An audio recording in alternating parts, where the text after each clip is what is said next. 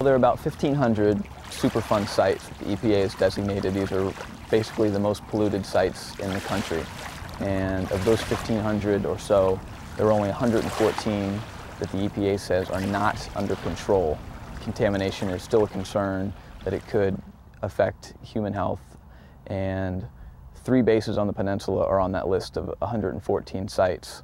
That includes Cheatham Annex, Naval Weapons Station Yorktown, and Fort Eustis. There is certainly a specific legacy to Hampton Roads in that these bases are not only here, but they've been here for a long time. And what we have is an accumulation of problems due to their presence here for decades and decades at a time when people didn't know the dangers of these chemicals. They didn't know the danger of dumping TNT-contaminated wastewater straight into creeks. They didn't know the dangers of simply burying chemicals directly in the ground. And those things are still showing up.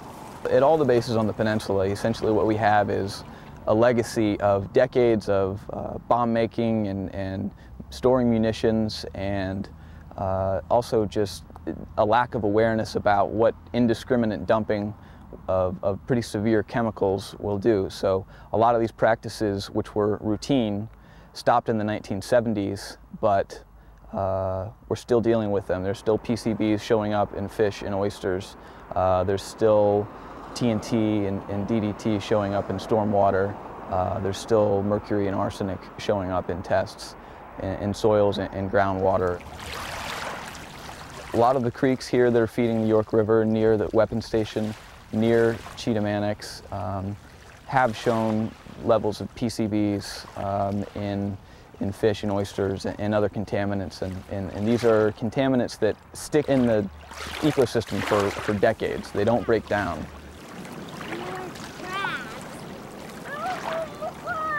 PCBs, it's a carcinogen. They were used in electrical transformers and actually banned in the late 1970s, and to give you an idea, they're still showing up all over the place. In a situation like we have here, they could get into a small creek, but then, you know, the small critters in that creek become food for bigger fish, and the PCBs just gradually accumulate in greater concentrations and can build up the food chain.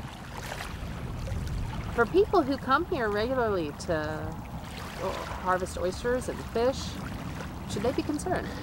That's a good question. A lot of the tests that the EPA and DEQ and other officials have done, they're confident enough to say that there's not a direct threat to human health. In some cases, in other cases, there are advisories, and I think that's what I would say is, look where the advisories are placed. Would you be looking for dinner here? Huh. That's a good question. After what you've learned over the months of research. Yeah, it's a good question. I'm not quite sure.